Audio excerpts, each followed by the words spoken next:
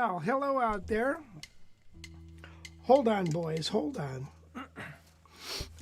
Excuse me. Well, that was the tune, It Could Happen to You. So, hey, look at it.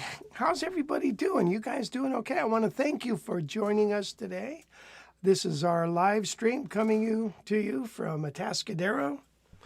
And wherever that is, that's Central Coast, California.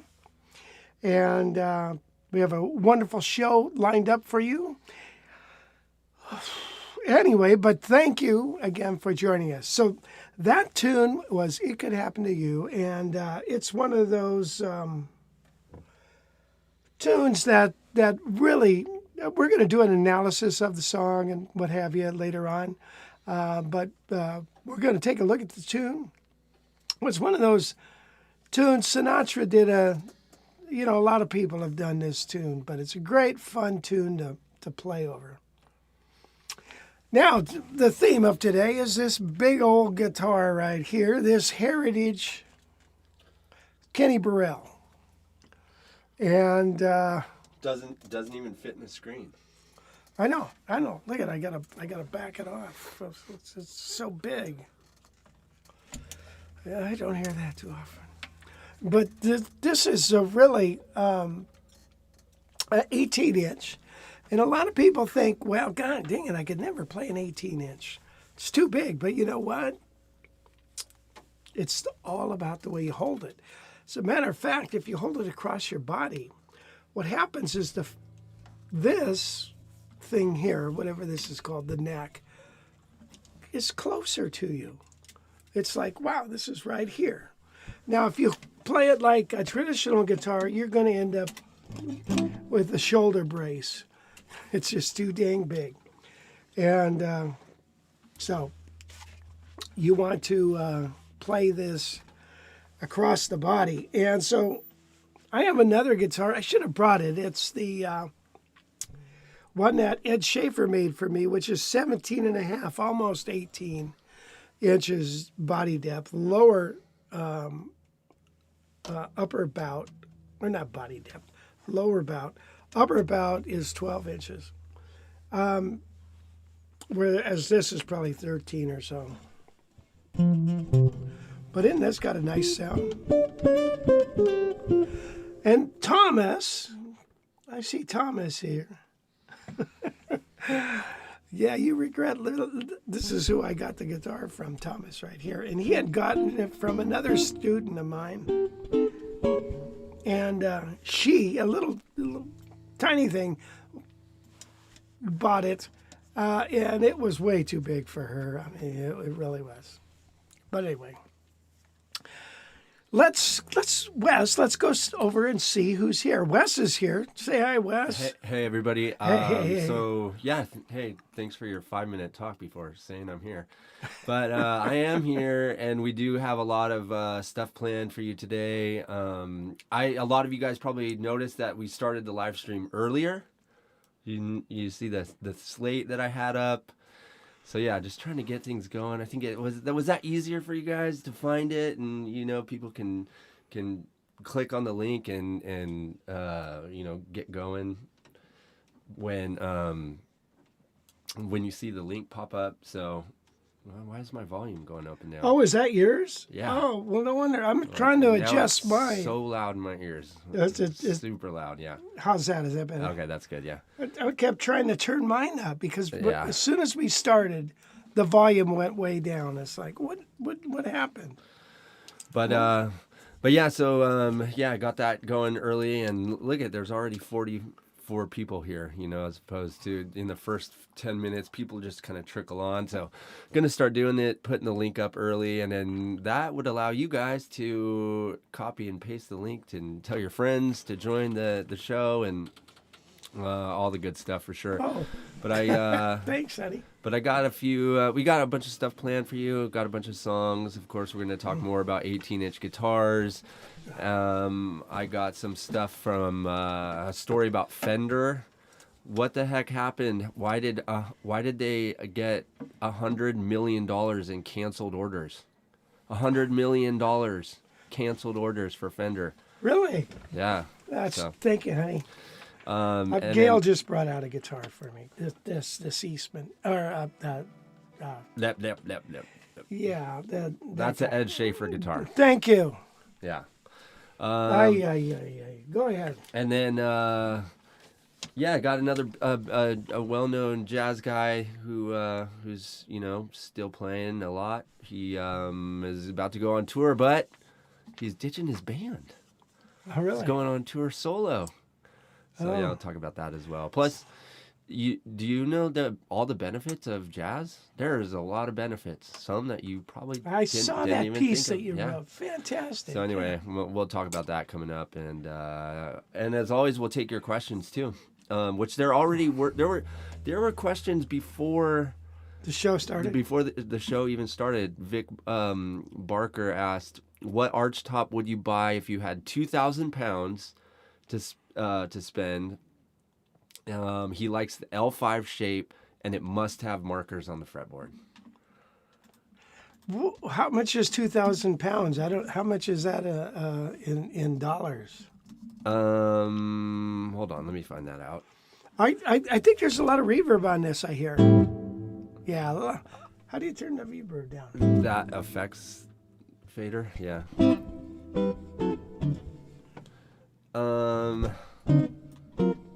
There we go. I turned it down too. It was screaming when we first started. I don't know why. I don't know what happened. Pushed the wrong button. £2,000 is about $2,500. Wow, $2,500. Well, L5 shape with fret markers. I mean, there's a lot of options out there for that for you. Is there really? I mean, I would think so. You know, like the Broadway, the Epiphone Broadway. I almost bought one of those for $1,000 just to check it out and stuff. You know, it was supposed to be pretty good. I don't know what you can buy for that now. You can get an Eastman, right? Ish. Yeah, you can. Used. You can get a used Eastman. It's hard to find 17-inch Eastman. It's the 10, any of the 10 series, the 810, 910. Those are 17-inch. Which, don't you have a 910 for sale? I do. Thank you. Yeah, so there you go. I would buy his Eastman 910. But that's a sweet guitar, though. Oh, yeah. I mean, that's probably the best Eastman you can get. That's it's right. Like brand new looking. That thing's sweet for sure. It is. Yeah. Yeah, we should grab that. Yeah. I like that guitar. That's a good one for sure. Yeah. What else you could buy? What about a Guild? There's some. Oh yeah. You could buy a 17-inch Guild. Yeah. So that's a good one, Wes. Like. Well, the X500, they're more money than that. X700, way more money. The X170 is 17, but a thinner body. No, what did I say? X170, right? Right. Yeah. What else? X1 or the A150. A150. You know, that would be an option. Right. Boy, I don't know. I'm racking my head on that. I don't know. Yeah. Anyway, let's see. Oh, Tom is here. Hi, Tom. Yeah. Tom, yeah. Tom noticed we got started a little earlier, for sure. That song, Tom is studying that song that we just played. Yeah. Oh, that's awesome. Yeah. Yeah, Tom is one of our first jazz guitar accelerator guys. Man, accelerating right along. He's got about a month left. Well, that's the thing too, and we're filled with that now. We're maxed out. We can't take any more. Well, we got room for one more. We have one more slot. Even after Cliff? Yeah, for sure. Well, that's it though. One last slot. And then some guys, some people, and like Ann, I don't know what Ann's planning on doing, but some guys will be graduating pretty soon. Exactly. So it's kind of going to be. I guess we ought to start a waiting list. a waiting list, or yeah, I don't know. What? Yeah. Can I turn this fan on? No. Oh, God, it's getting hot in here, Wes. God, you're such a baby. Oh, man. Oh. Sklogsy1, Andre said, unfortunately, he was talking about the 18-inch guitars. Unfortunately, I found my stomach and a big hollow body were not a match. I hear you. Yeah, you might go with, 335 or... How about Farmer David said Stromberg's handmade Master 400 with a huge 19-inch body made in the 40s, perhaps the greatest big band guitar ever? Probably. Good grief. Can you imagine that? That's awesome. Wow. I'd like to have one of those.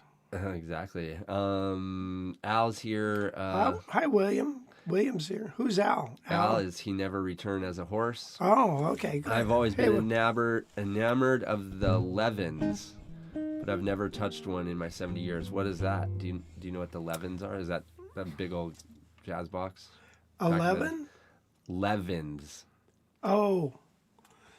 Yeah, they're a jazz box. I haven't experienced them either. Yeah.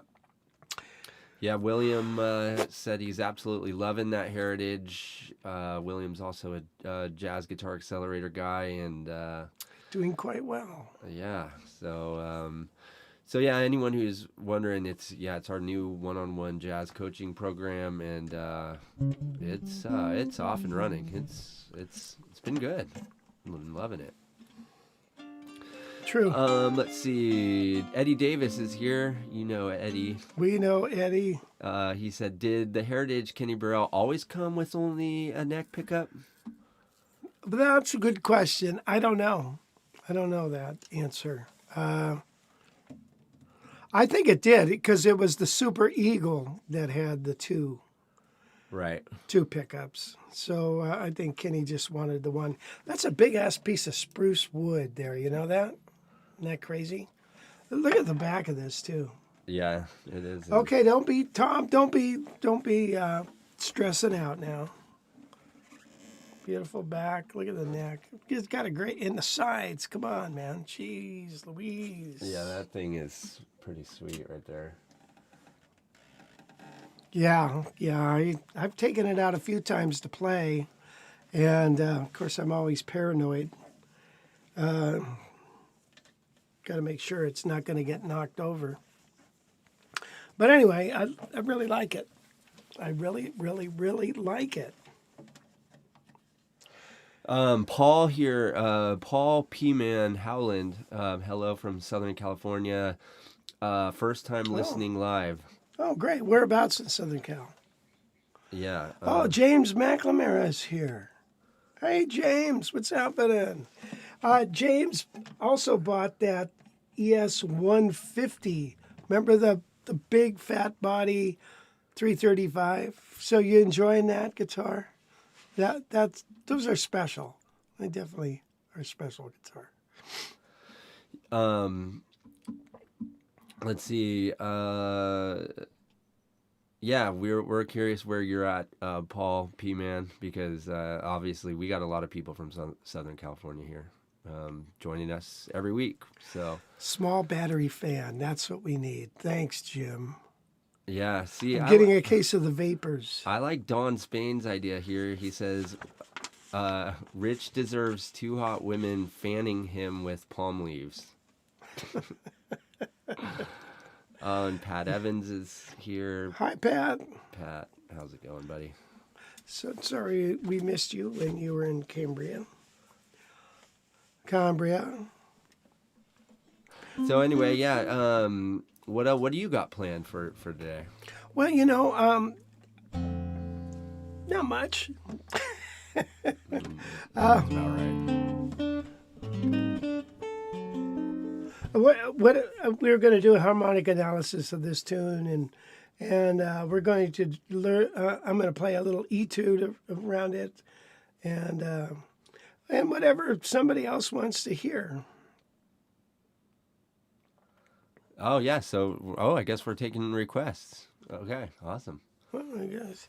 Yeah. So okay. So Andrew, hi Andrew. Andrew says the new D'Angelico Excel series are nice archtops and sell new for between 15 and 25.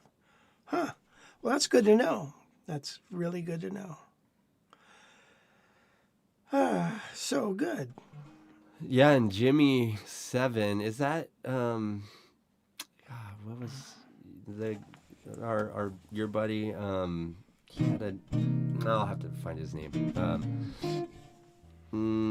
He said he's experimenting with a 18 versus a 17 inch. Yeah, so I mean, is that 1 inch noticeable? Oh yeah, just like this between the 17 inches noticeable. Yeah. So, an inch can make a big difference. The thing that you want to be aware of is who you're playing with. You know, what kind of gigs are you doing? Make sure you're not doing high energy gigs. It doesn't work well with that. You gotta or high volume gigs. So you got to make sure you want to do that. So most people are playing jazz with them. It's a jazz guitar. You play at lower levels, you know. But even though you're at lower levels, you start playing in these big rooms, and it's like. Also, the tip is your amp should always be on this side, not on this side where it's hitting the back of the guitar. Okay, always on this side. You want to be as far from the bass player as you can get, because that bass player will make the strings start going cuckoo. I think Jimmy 7 is that Frank Body? He had his name was Jimmy Wynn, I think. Did he change it? I bet you it is. I bet you that's Frank Body? Yeah, I bet you it's him. What's happening, Frank? Yeah. I hope that's him. Anyways, that's cool. Jeff Linsky's here. Jeff Linsky. Now there is a wonderful guitarist. Holy cow! Thanks for hanging out with us, Jeff. He's the guy playing all over Asia and stuff, right? Yeah, he's all over the world. He's the guitarist to the world. Nice. That's awesome. Are you going to, Jeff, are you going to the Rocky Mountain Festival? So we're going there next weekend. So things are getting a little funny with the accelerator guys. I'm not able to take everybody at that end of the week. So, which is okay because give them a little extra time, whatever. But anyway, we want to keep up the momentum, the accountability, and the pressure. And the whole point of the accelerator course is you dive into the guitar and you don't come up for air for a while, because what happens otherwise, you watch a video here, you get a lesson here, you take one every 2 or 3 weeks or once a month. And there's just no intensity to what you're doing. And it's very important. What is the saying? Under pressure, it's like coal to make a diamond. You got to have pressure. You need a little pressure on your guitar playing to get you moving. Anyway, stop repeating myself. Tom had a question here. Well, first off, Jimmy 7 is Jimmy 7. Is Jimmy 7? I'm a guy from Germany. Hey, out there. Oh, Jimmy 7, though, that's a good name, I'm Jimmy 7. Well, wasn't it, who was it? Was it on Seinfeld where they named their kid, or somebody named their kid 7? Yeah, that was what George wanted to name his kid, but they stole the name. Yeah. I don't think I'd want to name my kid. Question for Rich. Are there any of your own favorite players who used a lot of stacked fourth chords? Barney Kessel? ? Yeah, they all, Pat Martino, a lot of them did. So remember, it's just the jumping off point. The stacked fourths are it's just a jumping off point, but it's a great way to harmonize anything you do. And I have found some of the most coolest inversions and perversions that you can. And let me just give you a quick one. Look at this. Here is like this stack fourth here. If I want to turn that to a G7, I lower the B, lower this to a B.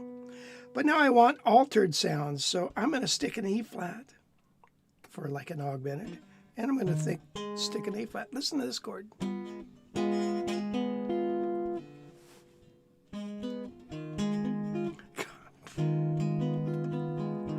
And its resolution is going to be to C. Let me do it like this.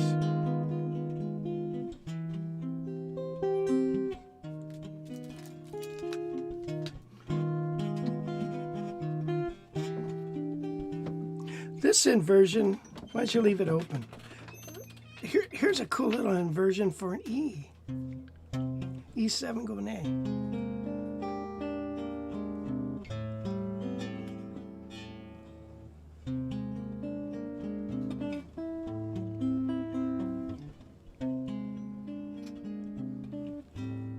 So it's some of these chords and its resolutions are so nice. After a while you get tired of playing,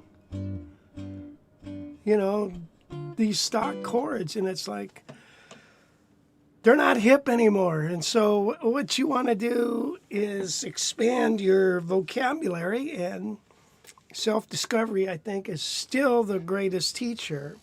I try to help you along on that, but if you know what to do and you self-discover, you start making your own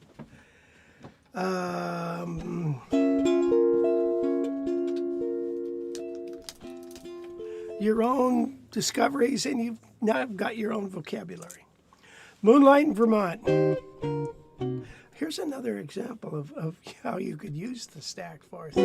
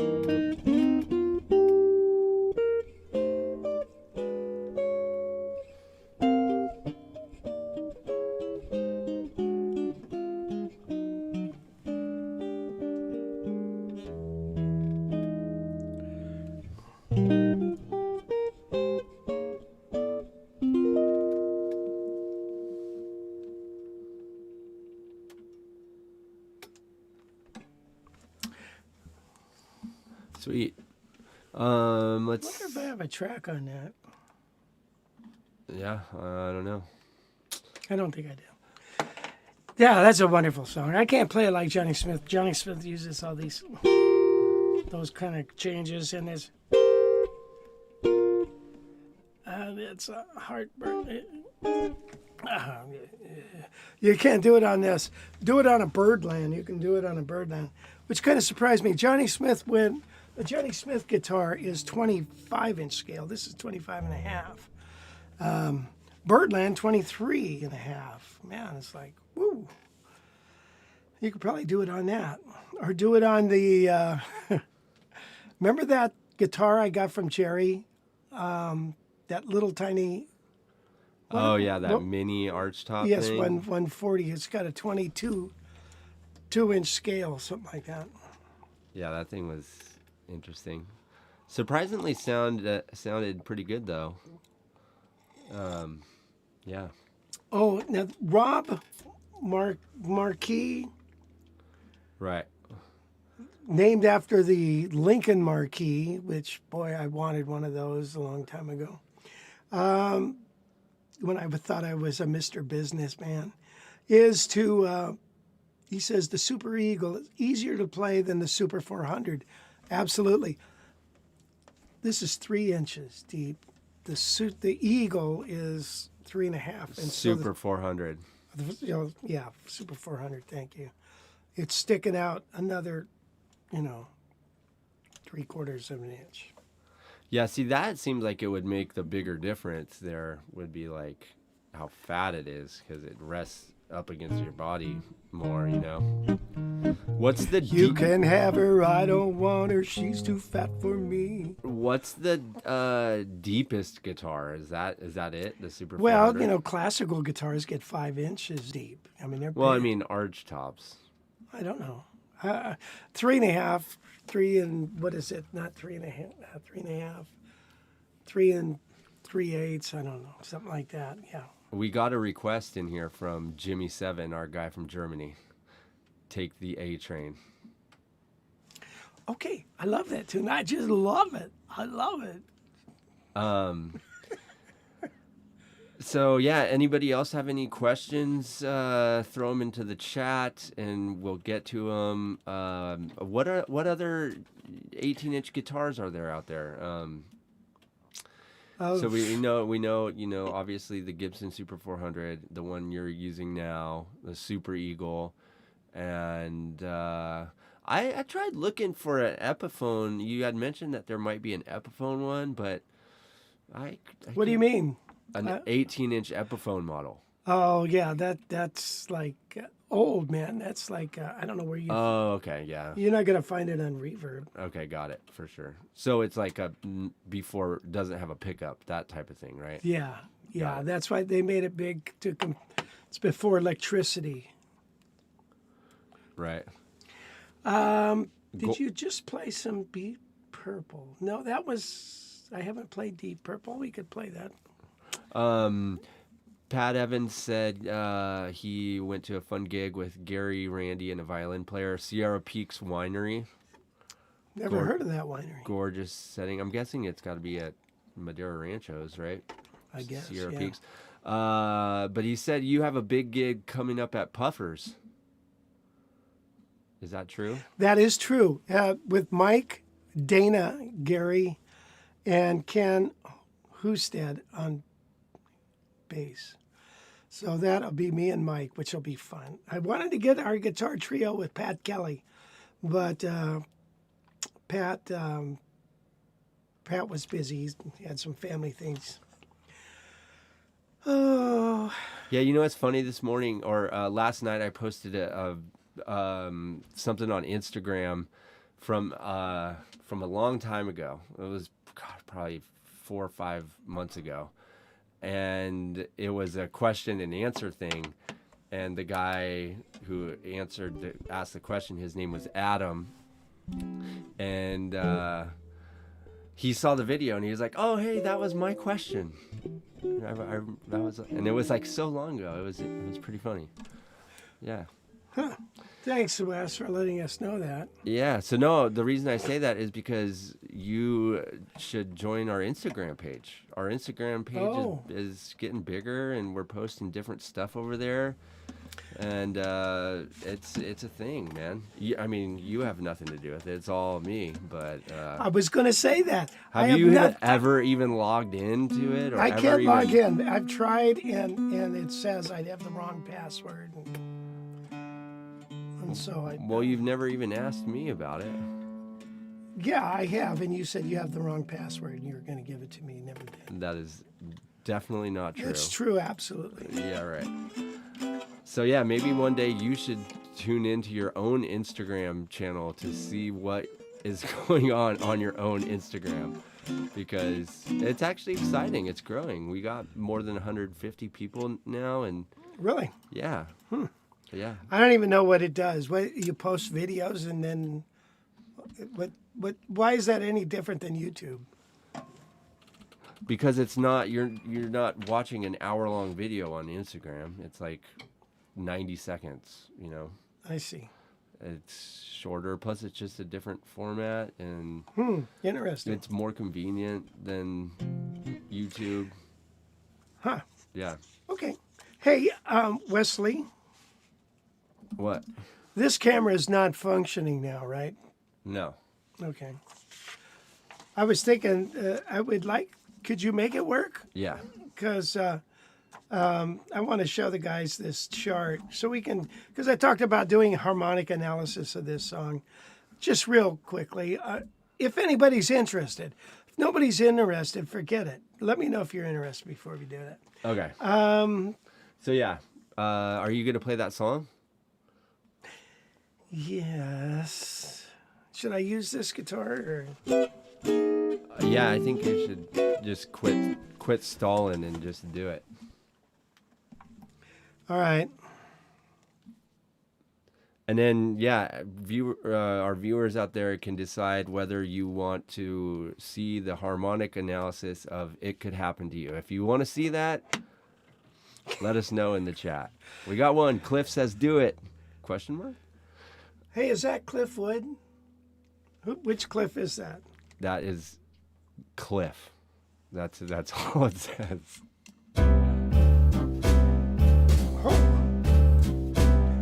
Hold it. Here we go. Here we go.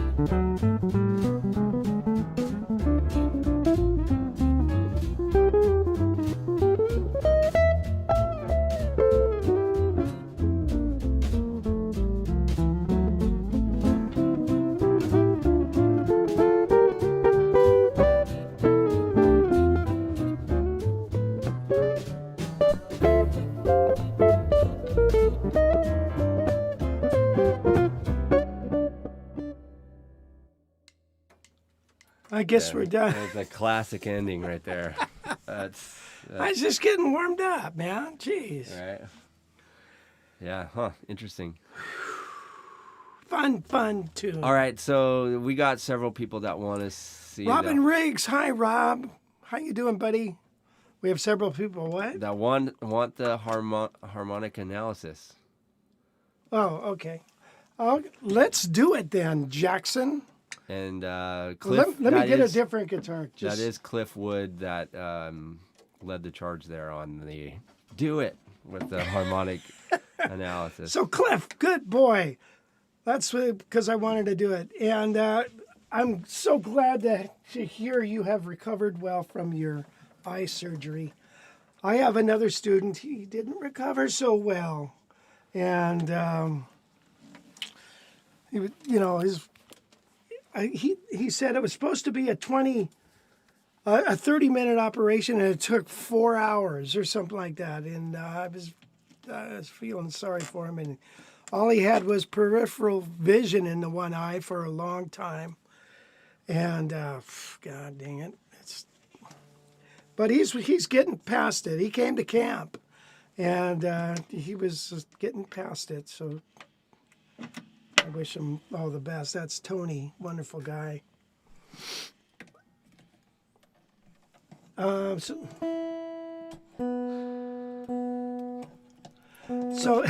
we have another, I have another student. His name's Tim Patchen. He had eye surgery, and he said the doctor kept going, oops, oops, oops, and finally, and he's awake, and finally he said, hey, Doc, you got to stop saying oops. Yeah, that's the last thing you want your doctor to say is oops, oops. Oh, especially crap. On eye surgery. Yeah. Let's do this overhead camera then. All right. One of the things that I'm getting some new equipment. I'm going to get a new Surface, Microsoft Surface thing, so I can write on things and instead of just using this. Okay, we're in the key of F, right? Bingo. So here's the 1 chord, right? What is this? This is, you always have to look where these things are going. So here's the 2 chord. This is 2, 5 of 2. So this is secondary dominance. Okay? What about these guys? You got to know where these things are going. Where's it going? It's going to the 1. Well, wait a minute. This isn't 2, 5 of 1. What is this 2, 5 of? A minor. All right? A minor is 3. So this is 5 of 3. And this is 2 of 3. So does it resolve? No. It resolves to F. Okay, so that's a deceptive cadence. However, F and A minor are diatonic substitutions. So, in other words, many times you can go to an A minor instead of an F. All right, what is B flat 7? So you could look at that and say, well, that's the 4 dominant chord, Well, you could, but that's not exactly correct. Here's why. Look where it's going. It's going to this. Now, sometimes you got to keep going in circles here. Here's the 2. This is 5 of 2. This is 2 of 2. This is a flat 5 substitution. You could look at it this way. Of E7. So therefore, this is 5 of A minor. So 5 of 2 of 2. And you see how they all boil down to one another. You with me? All right, now let's take a look at this chord. Now we've got a E flat. What the heck is that? All right. Usually this E flat 7, okay, what would you call that? Would you call it, dominant seventh of the flat of F? Yeah, not very common to call it that. What you would call it is, a lot of times this is B flat minor, and we'll say minor major 7, which is the same as E flat sharp 11, pretty much. And so what's the deal with this? Well, there is a thing called modal interchange. Modal interchange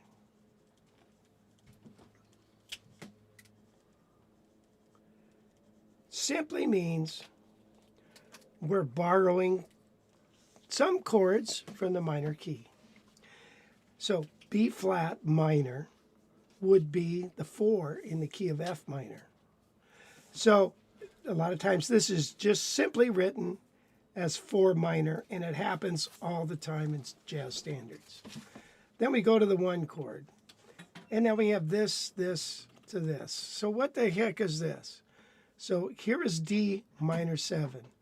D minor 7 is the 6th chord in the key of F, right? What is this? Well, that's 5 of D. What is that? That's 2 of D. 2, 5, 1. Now, so now this is, we've just basically changed keys, right? Secondary dominance, temporary change of key. A passing modulation, if you will. What is G7? Well, let's look ahead. Always look ahead. Well, here's the 5 chord.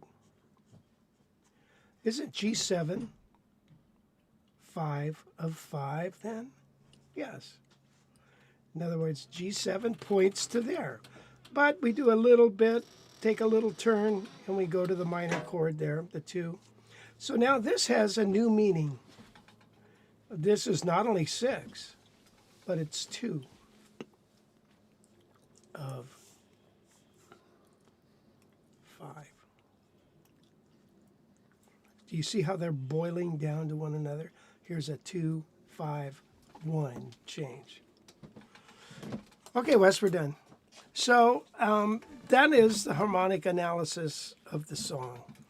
It's, I think, I like doing that kind of stuff. That's what we used to do in theory class, except they were Bach pieces. And you start on that, and there's a chord every beat. Every beat is something different. So you're like, holy crap, what, so you have to know an analysis of this. Basically, not only just to understand how the song is laid out, also to understand how to solo over it, also understand how to memorize it. Ted Green was really big on this. You don't memorize a song by the chords in it. You memorize it by the numbers, so you can now transpose it. Very, very important. Okay. Is that Ralphie Valadares? Ralph Stanfield just made a comment. Is that you, Ralph? That I'm sure it is. Ralphie, I call him Ralphie Valadares, the skater from the fabulous Thunderbirds, Los Angeles. But he's not. Oh, I want to, Wes, go back to that camera, please. Oh my God, I just unhooked it. Oh, I'm sorry. Well, yeah, just go back real quick. Yeah, all right. Give me a second here. Hold on. Yeah, this is my favorite part of the show here. Fucking wires? Sorry, man. All right, well, forget it. Well, I got it now. Oh, it's all right, forget it. Oh, my God. No, is it on? You got it? I thought I did, but it's not popping up now. What's going on here? Did the, no, it's on there. Yeah, There you go. All right, thank you, Wes. All right, so if you really want to learn a song,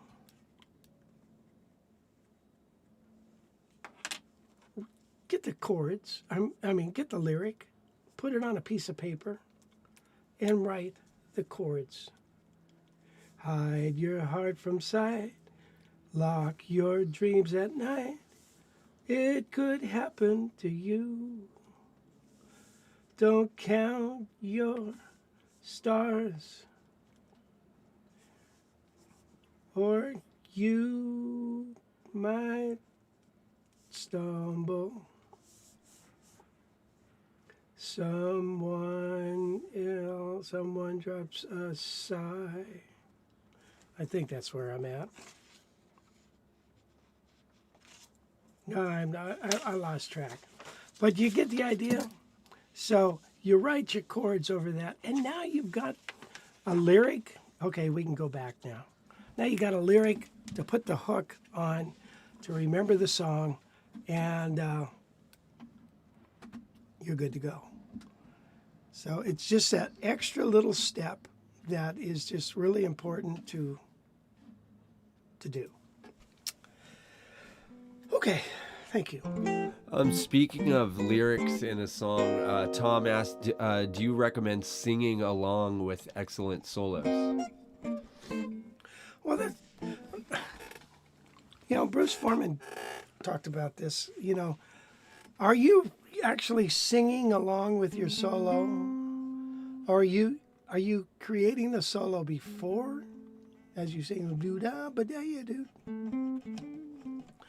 or are you singing it as you play it in a millisecond as you hear it? You know what I'm saying? So I don't know. Boy, this guitar sounds flat compared to the other one. These strings are old. But so the answer to your question is yes, you should do that. Your vocal, you've been singing for decades before you probably, played guitar, or at least a couple. So the human voice is connected to the guitar. So, of course, yeah. I think it gets a little funny after a while if you're constantly do do do do do do do do.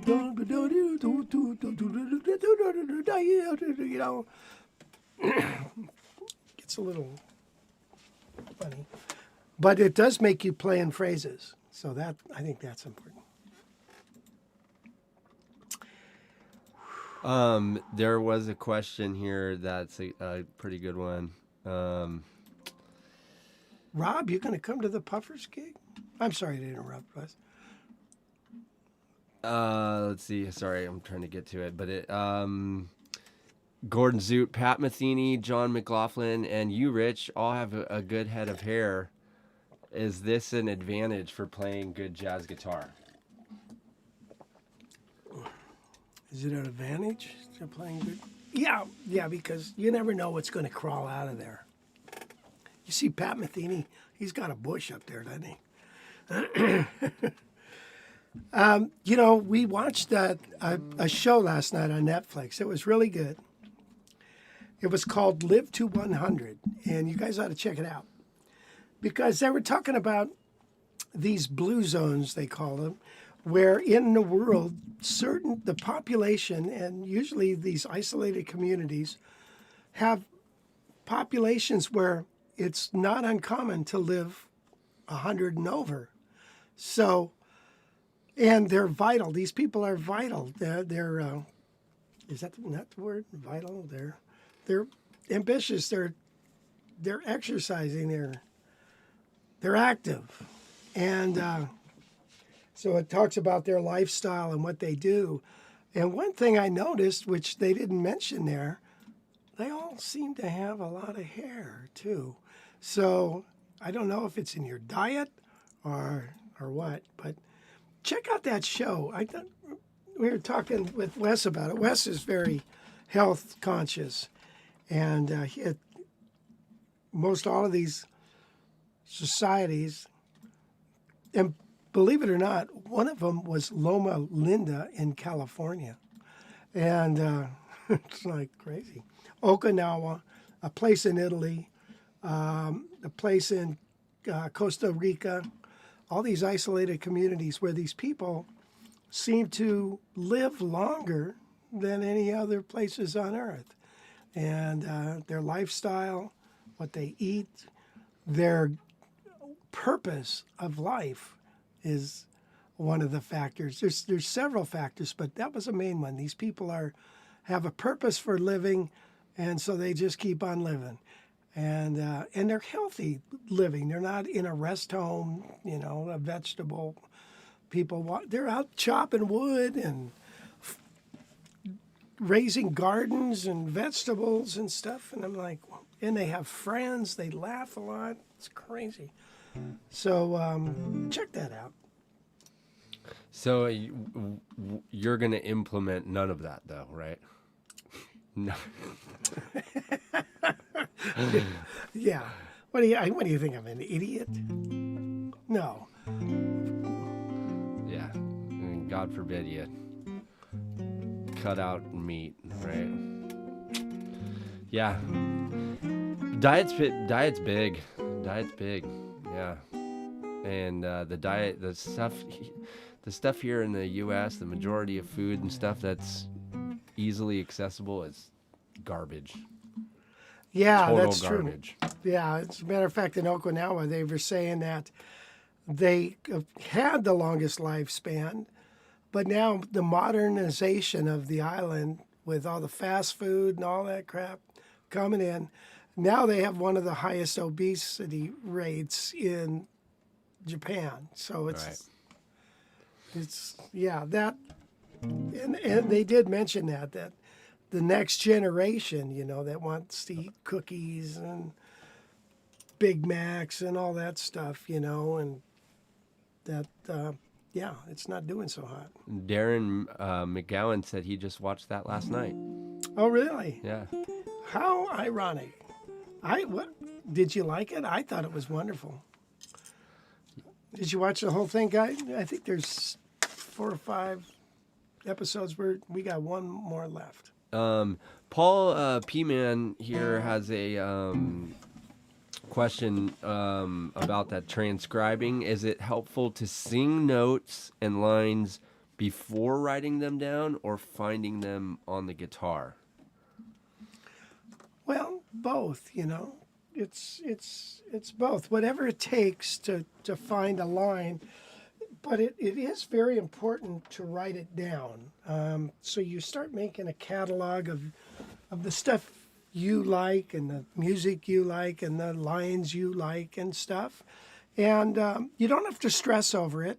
Don't write stuff and think and spend, an hour or two writing a 4-bar phrase. Just write it.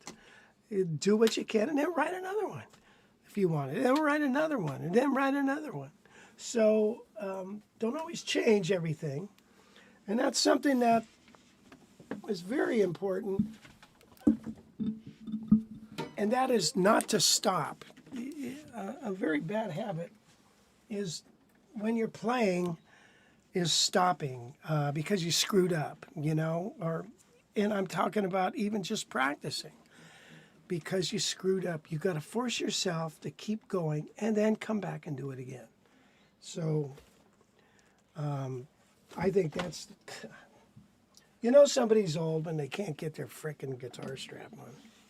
I know, you like B.B. King over there. I know. You need 3 people to get this son of a gun on. Speaking of that strap, Kip Kramer earlier asked, is that a different strap? I'm asking, is that a different strap? Because he said big guitars need a good strap, which is true. Yeah. Could you tell us about yours and maybe where you get one like it? That one that you're using today seems different than the normal one. Yeah, it is. It is. Gail got me one like this. I have it on my other guitar. And then this has got a lot of foam rubber on it. There, you see it? It's pretty wide. It's a bass strap. Always just look for a bass strap. Okay, so. Is that an LR straps one? No.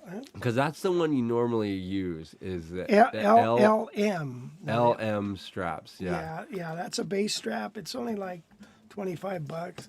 Yeah, this one's a little different, and I got it out just cause. Yeah. So you've had that one for a while? Yeah, I've had this one for a while. I haven't used it, but it's pretty comfortable. I got it out again, but I think this is the one that you normally use, right? yeah, that's the one I normally. Yeah. Which, I mean, for $25, I know. that's such a good deal. It is, and They it's last a while too. I mean, you've had that one for forever. I have. Um, You have to sometimes. It's got little screws that hold the where the strap is in those little holes there. So when you get it set up, you sometimes have to put a little glue on those screws, those little bolts, so it stays in place. I've had, before I did that, they would always come unscrewed and come falling around. so there you go. That's a solid strap for you. Back to the harmonic analysis thing. Pat How come Evans. this guitar is softer? Did you turn me down or something? No, but do you still use your keyboard for harmonic analysis? No. No. And then Robin made a good point here about singing your solos. If Pat Martino were to sing his solos, he'd probably pass out. Let's see. I know, even a sax player comes up for a breath every once in a while. Adam Falk says, I have vintage guitars. Would I be hurting the value if I add a strap button? And what is the best spot for a strap button in your opinion?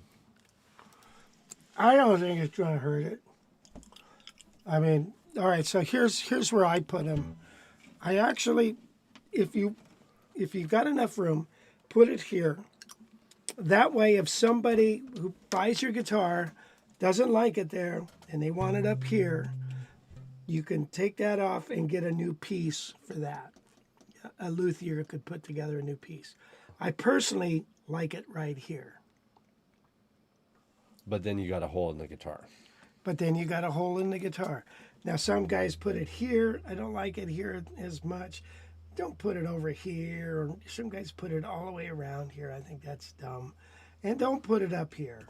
I mean, that's the classic spot right there. This? Yeah, isn't that where most of them Yeah. go? Well, yeah, but like Fenders and stuff. Right. But yeah, I don't think you've got enough support there, enough in the rim of that guitar, and I don't like it there.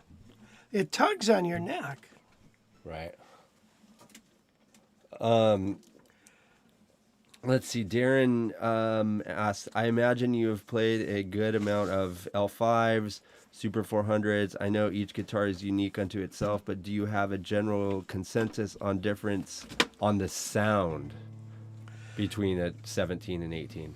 Well, I had a Super 400, and I was disappointed in the sound. So just because it's bigger doesn't make it better. Nice. So I would say, there's so many factors involved. L5 is a good investment. Let me put it that way. Super 400s are harder to sell, should you want to sell it. Did you, what guitar is Can you that turn one? this on up? Yeah, talk about that guitar real quick. What is Yeah, that? this is a Eagle. Golden Eagle? Yes, Golden Eagle. What was that? Oh, it was the door. Oh, this guitar is. I don't play this much.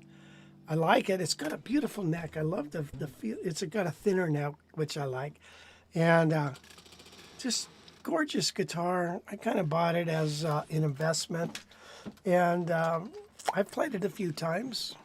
It's in beautiful shape, and it's got the cloud inlays. It's got the the thing up there. It's got the little duck tail here. This has Seth Lovers in it. So it's just a beautiful guitar, isn't it? I mean, it's just, dang it. So, Yeah, the big thing on that thing is the finish, that light sunburst thing. Yeah, it's called iced tea. I call it iced tea.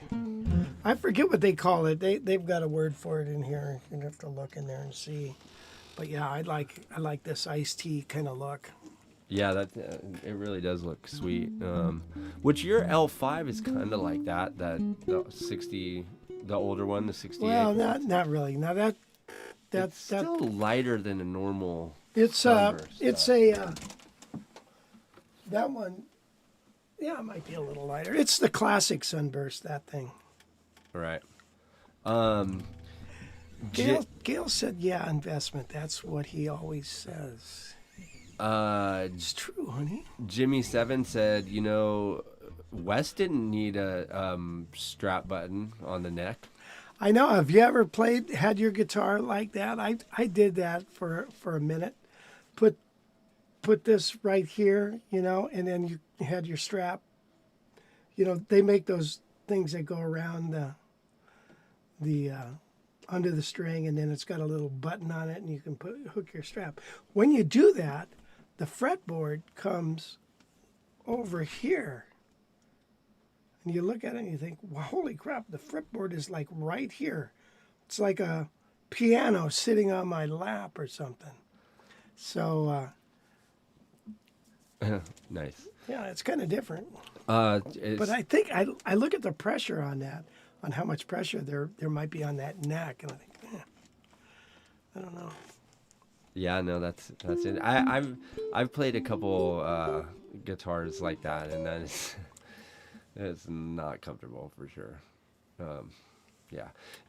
Speaking of your pianos, Rich, do you ever get ideas for lines or chord voicings from listening to jazz pianists? That's from David Bronson.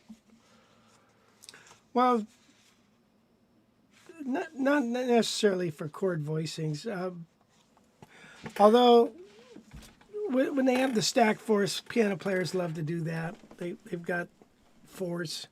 And so then you just alter it to create some other chord. And that's what I've been doing lately with some guys.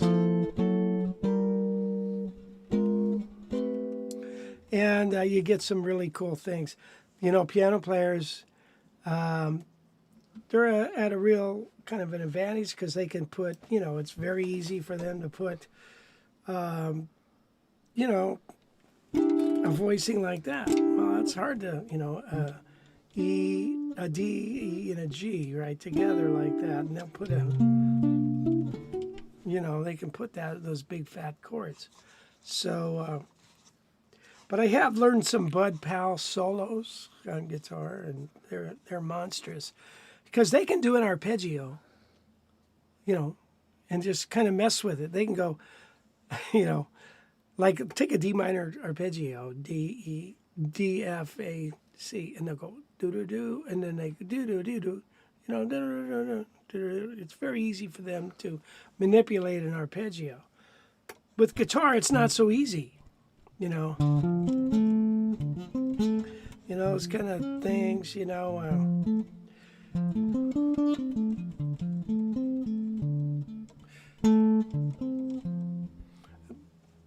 it's harder to do, so we don't do that much like that. So it's kind of tricky. So in answer to your questions, I don't really do too much of that. I like to listen to, and I just heard, I was listening to Art Tatum, and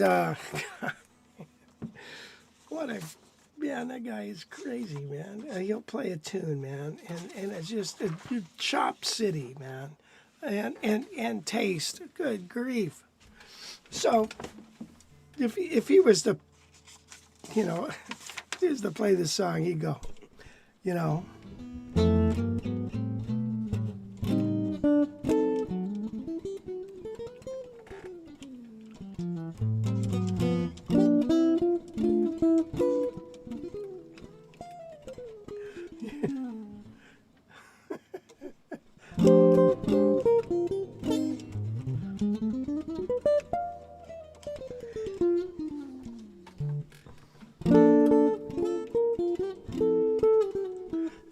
have these bass lines.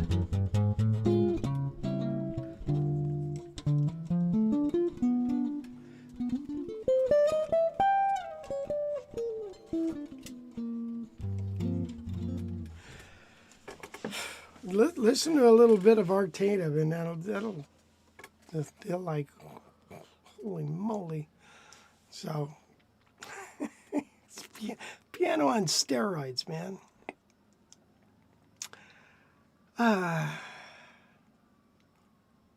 So, a little off topic, did you guys know that John Severson was a surfer in Southern California who made the film Surf in 1957? He made that? I have heard of John Severson. Matter of fact, I think in Manhattan Beach, I think, isn't there some kind of surfer walk of fame, some kind of thing like that? I remember seeing his name embedded in cement somewhere. Yeah, no, I've never heard of John Severson, and I don't know what that Hall of Fame thing is. No, but I'm sure there's got to be something like that. I would assume that the Surfer Walk of Fame would be in Huntington Beach, but well, maybe it is. Yeah, I said Manhattan, right? Yeah, since that Huntington Beach is Surf City after all, Surf City. Anita Nuthurgan is here. And she said, I'd like to have an 18, but my fat 17 works just as good. Yeah. They're big. They're big, and the case is big, too. But I have gotten them in overhead. I took one to Dallas once, a Super 400, and I got it in the overhead. Nice. Here is a good question for you. The question here is from Don Spain. He said, Wes, can you ask Rich why he doesn't recommend using Fender amps for jazz? I don't know. They're just not voiced right, I don't think. Now, Pat Kelly uses an old Fender Bassman, and he's got an old deluxe reverb. Generally, the thing about the Fender guitars with a Fender amp is when you plug them in, you usually have other tones set at 7 and 8, 9, and stuff, and you get used to that. Well, when you have this kind of guitar and you do that, it feeds back all over the frickin' place, all over. It's too big. So you really have to put the knobs on 1. I think sometimes if you put them on 0, the amp won't work. You got to have them on 1 and then move up from there. So to me, it's everything's a boost, nothing's a cut. You know what I mean? And so you got to start there. And so, yeah, that's why. I don't know. I don't think, I think there's better choices. So, yeah. The Quilter, unless you get a vintage one or something, I don't know. They got some new models out now, and some guys are really raving about them. But I do know Pat Kelly had gotten the new deluxe reverb, and that's supposed to be the latest and greatest, and he sent it back. And I was at the gig with him, and he said, it's close, but there's just something there, not really. Let's see, Phil DeRossier. Rich, what kind of exercises? Hey, Phil. That's a familiar. I'm sorry, Wes. You're such an idiot. God. All right. Your timing's like 3 seconds off. You're like, Phil DeRossier. Oh, hi, Phil. Oh, I know. It's like, is it just trying to find, like, your brain's like trying to trigger? Nope. I'm thinking, where do I know him from? Oh, there it is. Boom. Anyway, he said, what kind of exercises do you recommend to increase picking speed? I use efficiency picking, but just can't seem to get the speed that you achieve. Well, first off, try to eliminate your little finger. Second of all, play as much pull-offs and hammers-ons as you can. And that eliminates a lot of this, you know, because you can play a scale like that with only 3 picks.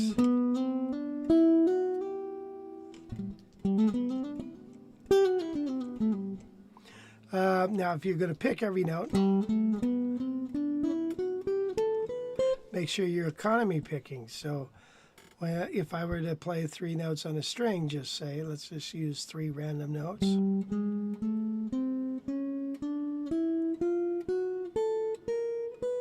And then back down, it's all, you approach each new string with an upstroke. And so when you're already sitting on the next string, don't lift your finger up to hit it again. See, when I go up, I'm already on the string. All I got to do is pull through.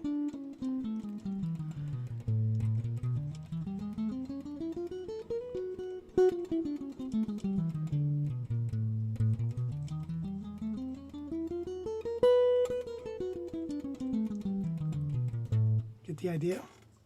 So make sure you can do that, you know. And then here's a little trick here. Check this out. So let me just use these 3 random notes. Now down, up.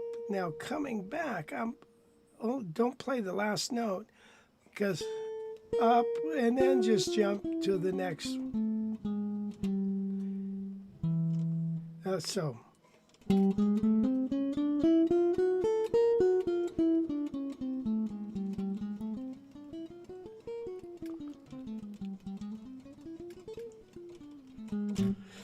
Going back down, you got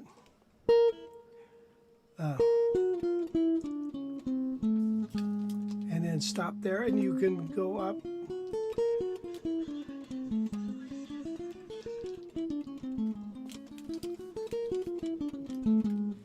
Some people aren't built for speed, so if you're not playing good, if you can't really play good notes, you hit the camera button once.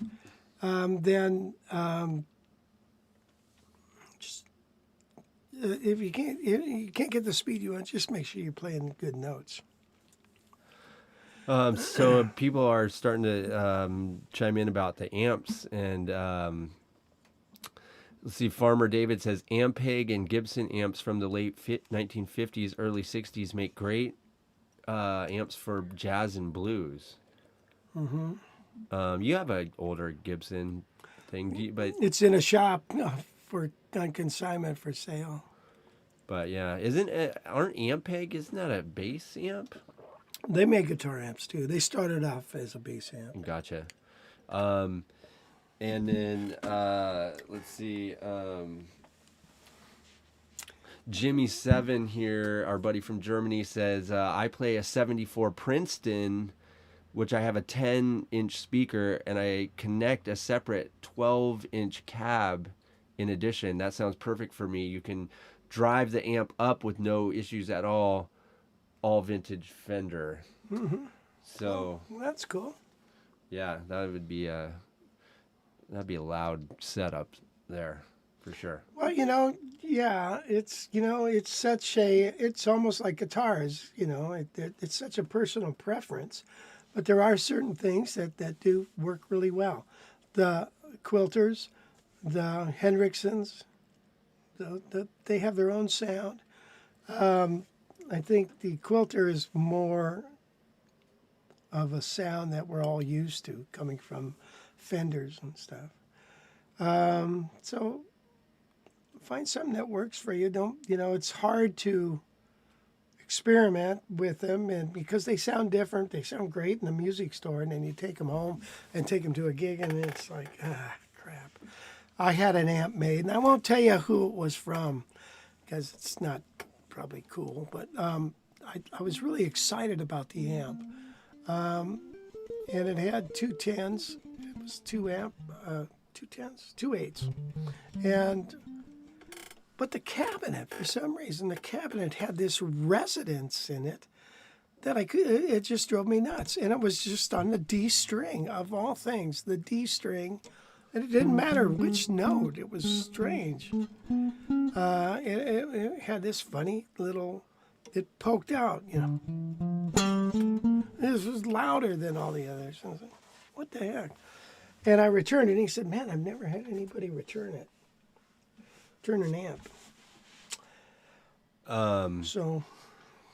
Yeah, and then Danielle said, I often wonder about the Victoria Club Deluxe amp, similar to Deluxe with one channel and no tremolo, 30 pounds in narrow panel cabinet. Have you heard of that? Victoria Club Deluxe? I've never heard of that. I don't know. So, you know, speaker size is the other thing now, you know, and one of the things that I was told, which I certainly believe, and that is the smaller speaker. The smaller the speaker, the more dispersion you have. The bigger the speaker, the more direct it is. So that's why Bose has all these tiny little speakers. You get a 8-inch, get a couple of them, and you get a wider dispersion pattern. When I first got my quilter, and I was playing out of a Fender Vibro Lux, and I always was very happy with my sound. But when I got this, you know, the drummer and stuff and people around me said, man, I can really hear you now. Before, you know, it's like they kept saying, turn your amp towards me, turn your amp. And so there's something to be said with the smaller speaker size. Yeah, a couple guys on here talking about their quilters. P-Man said he's got a quilter, as well as David Bronson. They're both happy with the quilters for sure. Yeah. Bill Nelson said Fender amps have a more scooped sound, so just turn up the mids to get a more horn-like tone. That is if it's got a mid button. Right. Or knob. But yeah, you know, Rob Riggs, he might be a good one to, is he still with us? Because he builds amplifiers, he builds them, so he'd be a good one to jump in on this conversation. Danielle uses the Henriksen Bud 6 and surprisingly enjoying it with her new solid body T-style guitar, the Reverend Pete Anderson Eastsider T guitar.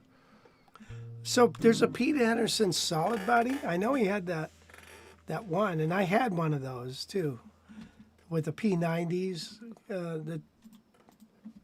Where's her thing? Oh, there it is. Enjoying it with a new solid body T-style guitar. Not familiar with that one. Well, there you go. There it is. Oh, it's a Telecaster. Right. Okay. Yeah, pretty cool. Cool finishes. Oh, yeah. This black sparkle thing. I like yeah. it. Yeah, that's cool stuff. Reverend, I like those. They used to make a nice amp. It was called the Hellhound, something like that. And we were at Christian conferences, and he was pushing his amps. And I said, man, Joe, you got to change the name of that, man. I don't think they're going to go for that in church. So the Heaven Hound. Yeah. You know. Yep. What? Yeah, the Victoria Club amps are expensive, almost $3,000. Really? Why don't you bring one up, Wes? Let's take a look at it. There you go. I'll tell you what amp. Wow, that's kind of control. Let's look at the other one, I think. Okay, what's it got there? Reverb, bass, treble, and volume. 3 inputs here. Mm-hmm. Okay, well, there you have it. Yeah, pretty simple. Yep. You know, I played. I did a session at this one studio, and I brought my quilter in, and I had it on the tweed setting, and I was enjoying it. And the guy, engineer, said, "Hey, look at you like that tweed thing? I've got a old Fender Harvard in back." And he brought it out. He said, "Let's try this." I gotta admit, it sounded pretty damn good. And so that was nice. But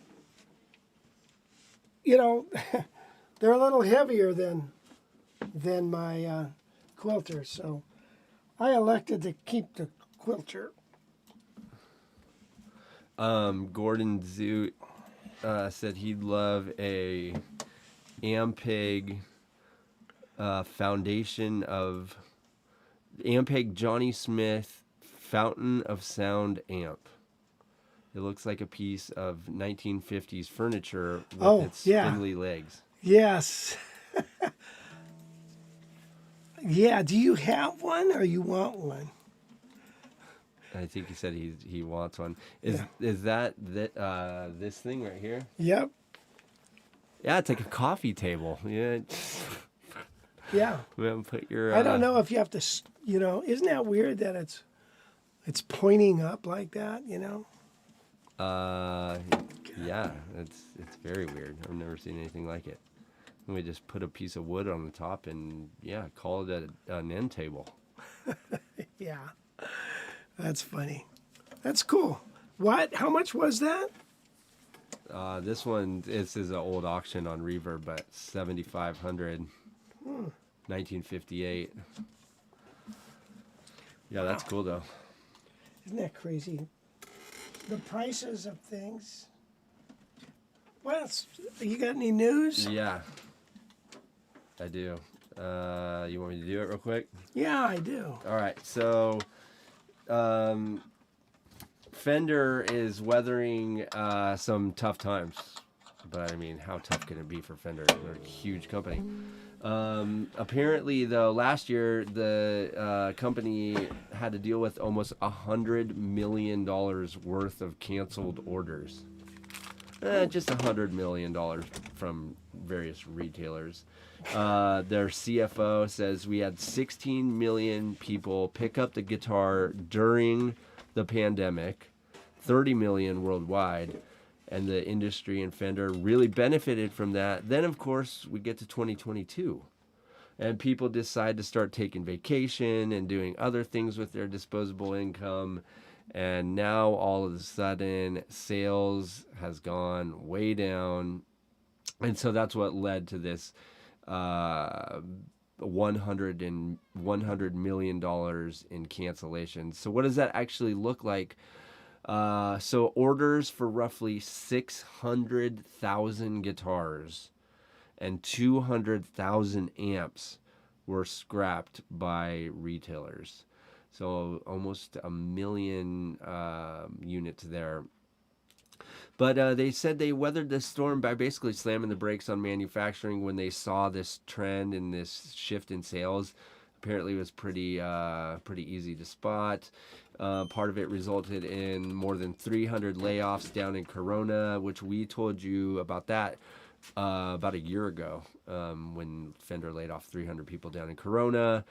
All in all, though, no one worried. Obviously, Fender and Gibson are the two biggest names in the guitar world. The CFO says Fender is 77 years old. We've been through recessions, wars, now a pandemic, economic downturns, you name it, and the company has continued to thrive. So, $100 million in canceled orders doesn't mean a whole lot for Fender. They're still making a lot of money. I can't believe it's only 300 people that got laid off. Yeah, I mean, there could be more. That was the only ones that made public, and I'm pretty sure they were trying their best to hide it. Somehow Guitar Magazine got wind from someone who worked there. But so you never know how many people they actually laid off, and but I would assume it's more than 300 because those guys down in Corona probably were not making a ton of money in that factory down there. Let's see. Pat Metheny, he had a big tour last spring and summer with his Side Eye band, 33 stops. And now he's getting ready to hit the road again in less than 2 weeks. This time, he'll be playing as a solo act across the U.S., scheduled to play at 51 venues from coast to coast. Wow. Part of his Dreambox tour. Dreambox is the name of his latest album, which features a bunch of quiet-sounding songs on solo electric guitar.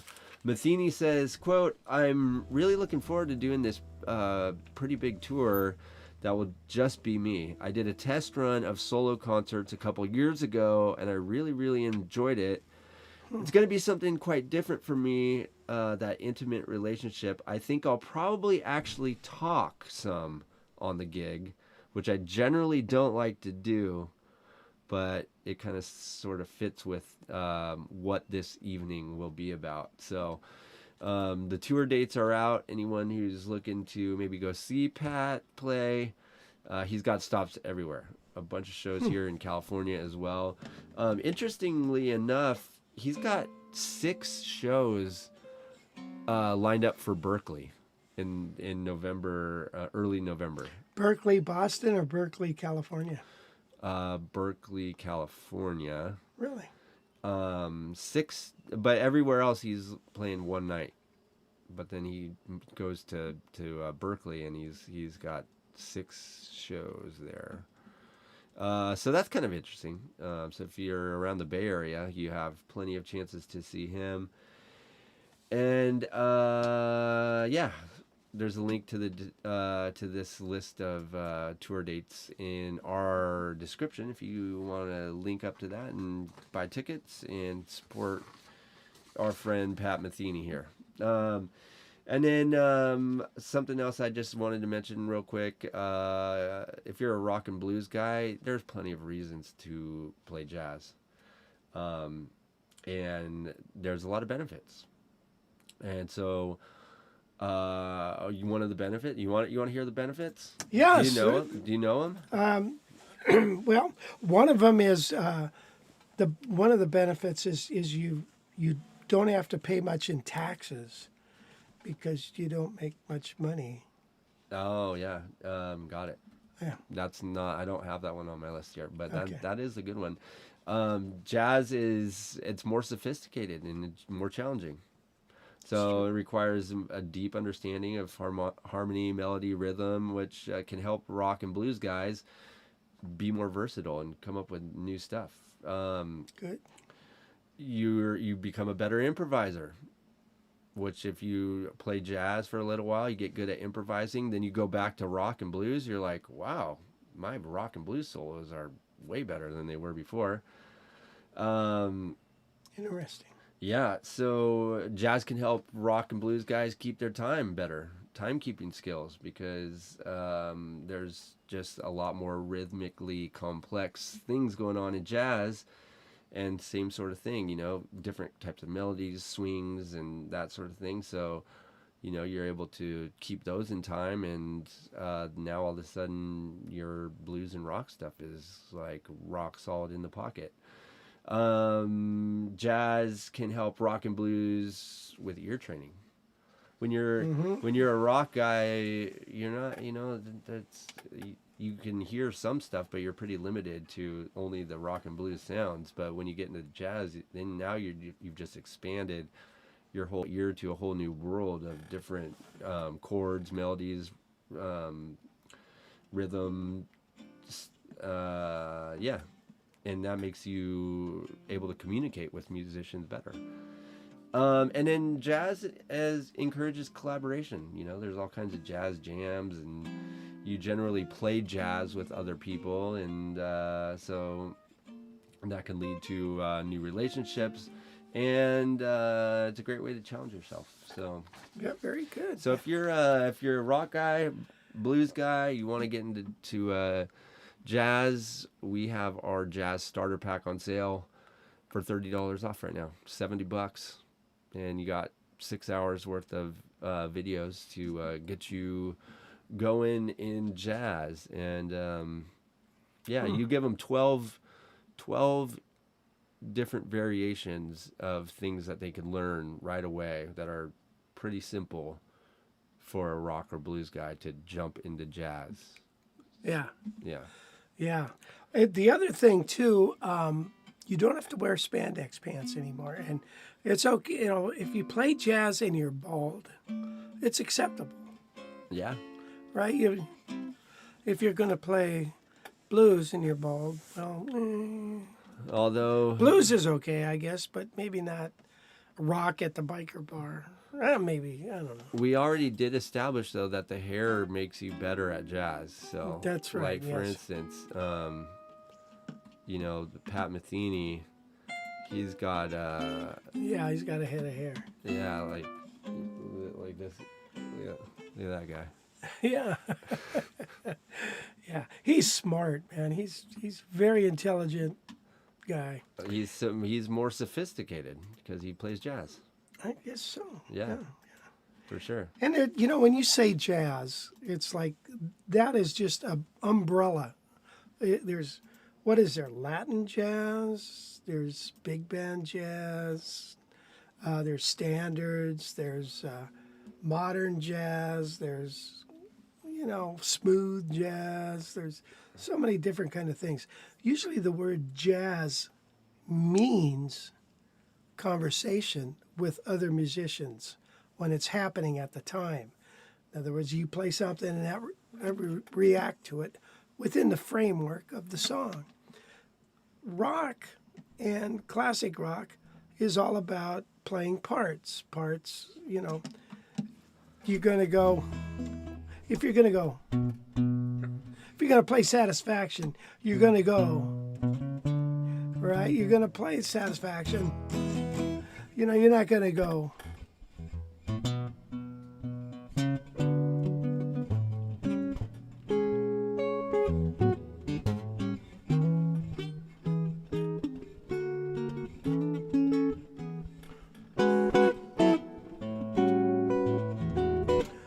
I can't get no satisfaction. I can't get no girl reaction. I've tried. I can't get no satisfaction. You're not going to improvise with a bunch of other stuff. You might actually get more gigs if you played that. You got a point there. Yeah, no, that was actually pretty cool. I'm driving in my car. I mean, one of the coolest things about jazz which I love, and maybe I latch onto it because I'm into rock or pop, but those cover songs, man, like. I heard a jazz cover of Pink Floyd Money. Oh, really? And it was so darn cool. I was like, wow, this is awesome. And it kind of sounded like that. It was in that kind of swing thing. Money, do-do-do, do-do-do-do-do-do-do. Oh, yeah.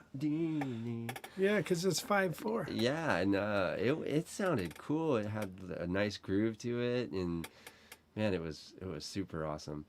And then, like the songs that you can just recognize, like the Eleanor Rigby thing, that album that Wes did. He's got a bunch of those songs. Like, that's a great album. Like, I don't understand why more people don't do that.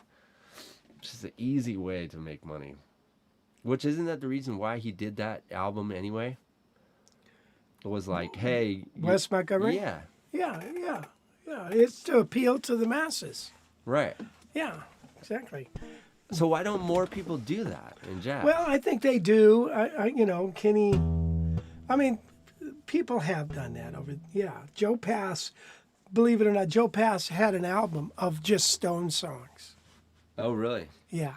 That's cool. It wasn't very good for some reason. It just didn't do it. Yeah, maybe lack of orchestration for one. But I don't know. Yeah. So, hey. can we go back to the amp thing? Yeah. Because Jim Rolfe, hi Jimmy, Rob said something like the Victoria is like a vibro verb, which I used to have, and I've heard him lately, and I think, God, that amp sounds good. What the hell did I do? But yeah, anyway, I think that's interesting. So Rob knows his stuff. There was some other thing he said. You can't scroll the things up, can you? I mean, I'm looking at all his stuff. The Victoria Club amp is like your old vibro verb, which I always thought sounded cool. Yeah. Keith Richards is rolling over in his ... Oh wait, is that the comment? That's the only ones. Harvards are really great amps, he said. Yeah, Harvards. Yeah. I'd like to find one of those on Reverb, Les. Okay. Kenny G. Yeah, tons of covered tunes. Yeah, Diana Krall. Yeah, and also Michael Bublé. He's done some pop covers. Same thing with Steve Tyrell. Paul Anka released his big band hits of rock covers. Yeah. I don't know, for some reason that didn't fly to me. I don't know. Like this? What is that? No. That is a Fender Harvard. No, that's an old thing, or not. That's not an old thing. No. We want one from the 50s. You might have to go. Like this? No, those are reissue things. It was yeah. Okay, this is good TV. Me searching through Reverb. That's my favorite. Okay, Fender Harvard. Yeah, you're gonna have to go to. Here's just a do a search. 1956 Fender Harvard. There you go. Let's take a look at that. There it is, right? Wow, that's not bad.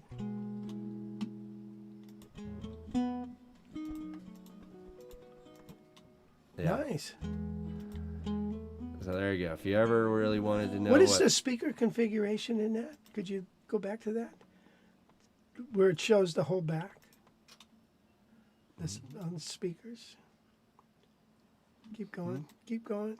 There. What is the deal with that? Has it got two speakers or one? That'd be a nice amp to have. Yeah, that thing would fit really well in your Trunk? in your storage unit. You go with all the rest of your little amps you never use. For sure. Just what you need. Okay. Rich, what do you think about AER Compact 60 amp? Do you know them? A friend of mine's got one of those, and I was going to play it, and I haven't had it. Robin said 110-inch on the Harvard. So I don't have any comment to make about that. I should start just... I guess if I went to Guitar Center and bought it, you could bring it back. I don't know. Fender amp field guide. So, okay, what are we doing now? I don't know. You need to do something, though. All right, so, okay, let's go back to this song.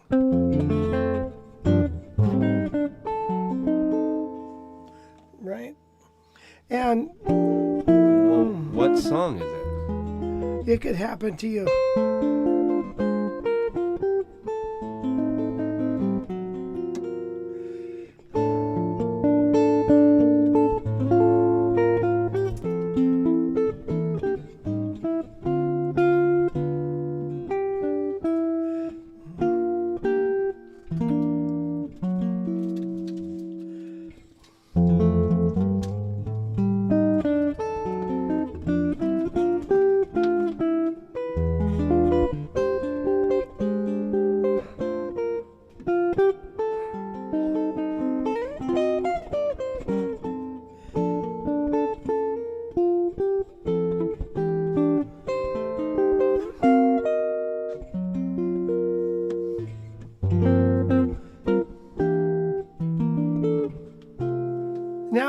that chord progression and compose some kind of, just messed around with the chords.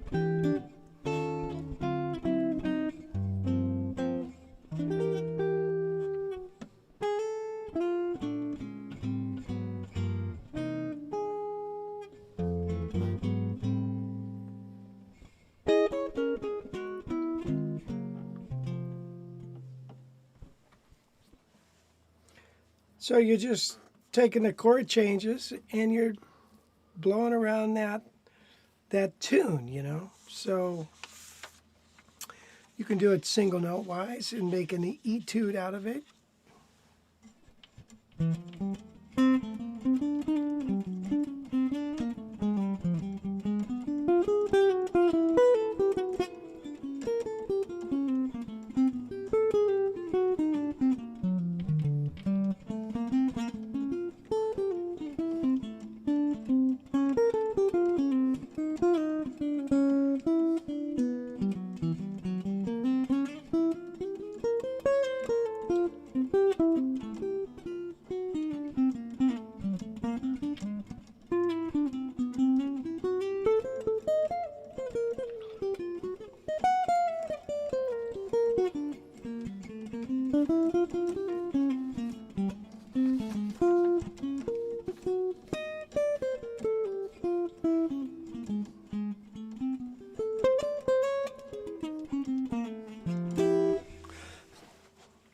So that's a lot of fun to do that. So you got to get those chord changes down, and you can do that with any song.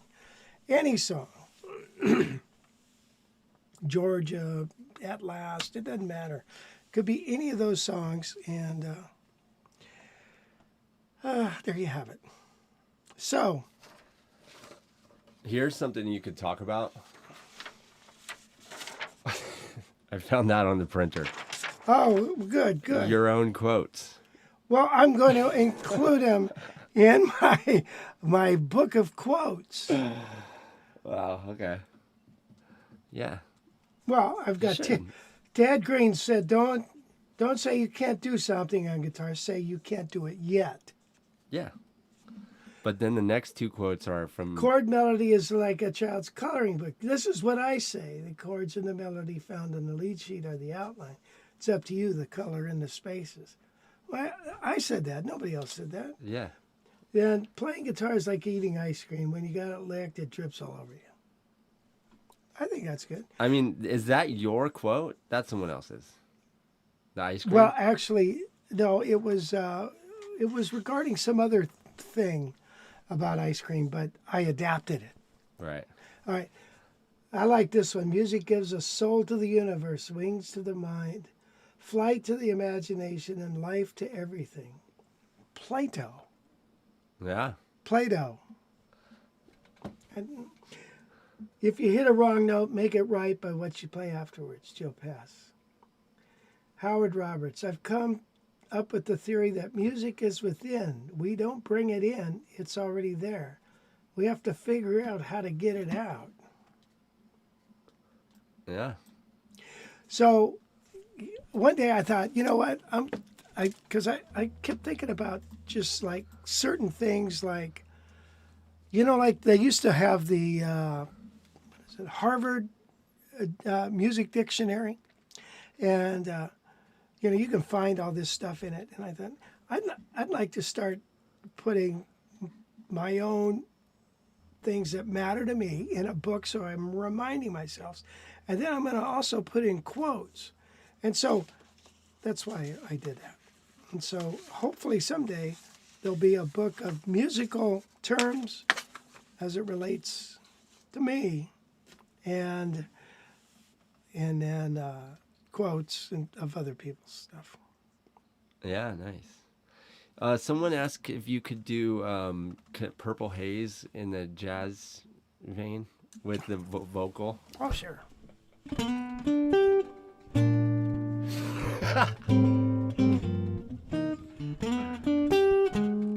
Well,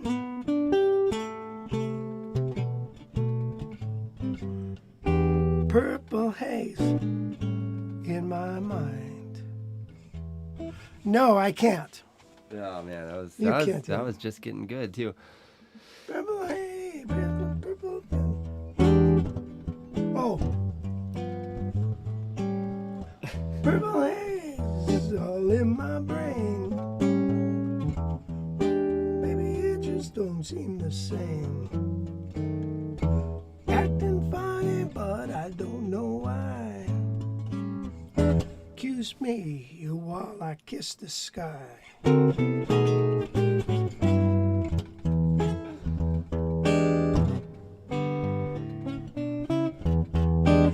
know, there's some instrumental guys that can really play the crap out of that. Yeah, that's man, that's good.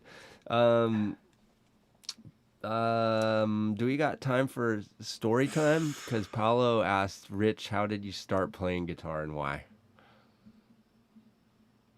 Well, it's funny because as a little boy, I remember always wanting a guitar from watching Gene Autry. And then Elvis came out, I guess. I don't know. I always wanted a guitar. They bought me a Stella guitar, which is impossible to play. My dad brought this guy over to the house, and I kept trying to think, who was that person? And I want to say, but I shouldn't say, because it's too late to verify. And he wrote out some chords, you know, and real nice guy. And my dad, somehow, was connected. He worked in Hollywood, and he was connected with people because he got us a pass to go into the Capitol Records recording where Nat Cole was recording. Not at the moment, but he showed us the room. So I don't know how he did that. He worked for Technicolor, General Films labs and stuff. So I don't know how he knew some of these people. But anyway. So that's what got me going. And then when I was 12 or 13, for my birthday, I wanted guitar lessons. And so my mom got me that. And that's how I got started. Then Nice. that Christmas, my birthday was October 22nd, and I got this Gibson what's your model? Gibson. LG1. Yeah, one like that. And of course, you can't. Those are hard to play. They got big fat strings. So then after that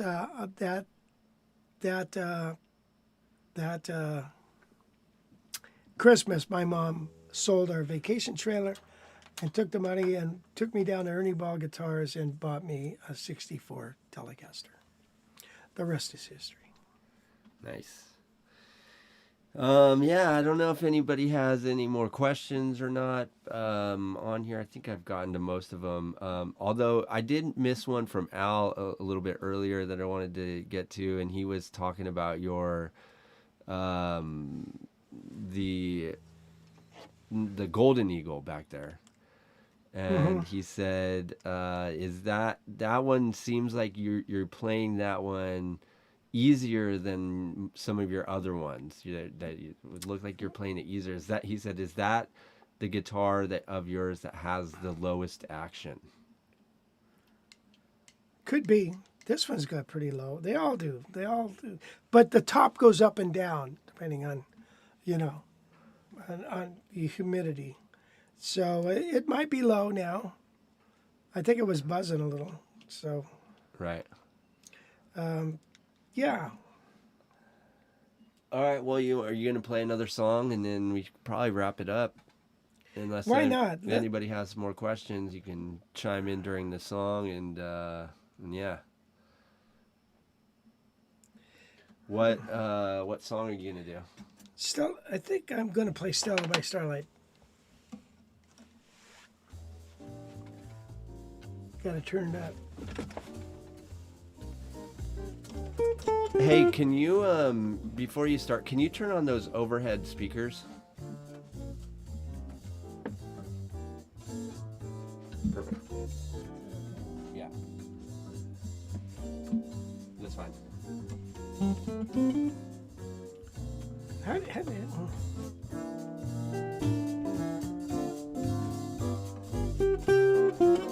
All right, here we go. Ready? Yeah.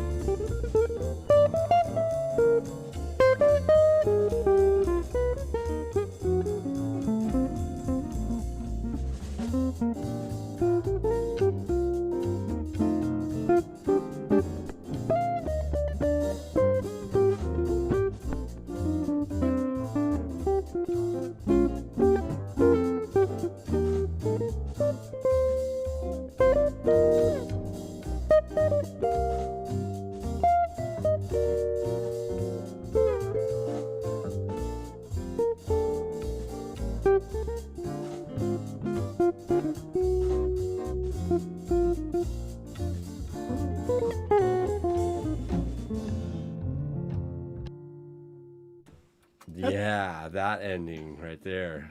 That's sweet. I don't make them up. I don't make up the endings. Do you just like, you're like building the track out and then I just punch the chords in it, and I gotta get out. I gotta go do something. I gotta go else. bathroom. Right, just export.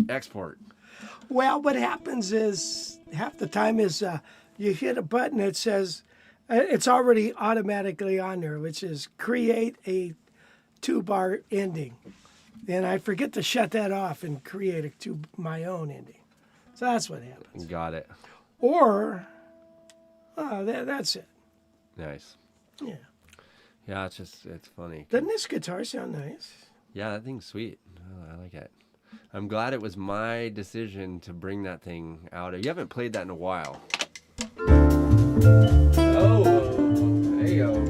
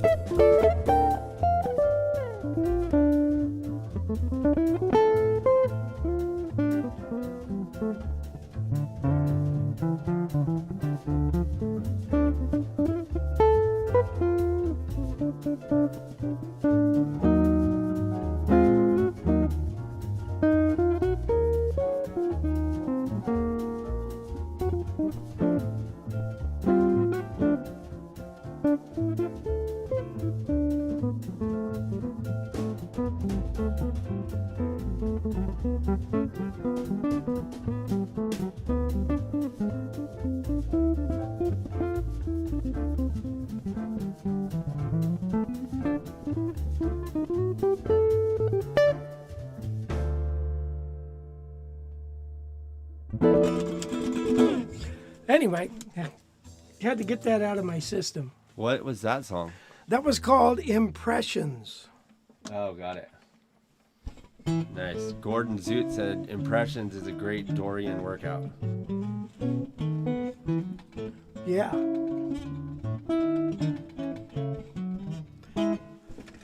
I'm really liking this. I Jim Poston. Jim.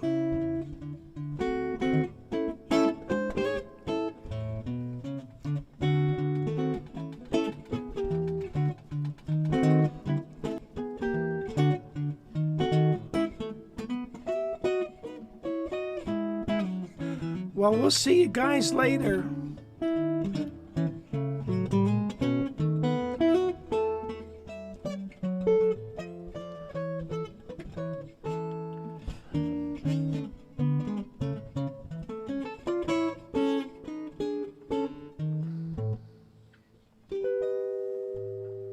So next week we're going to have a live stream, and the day after that we're flying to Denver. So might not be a long one, but anyway, we'll see you next Thursday. Thank you again for joining us. Really, really appreciate it. And gosh, Wes, thank you. You're welcome. Gail, thank you.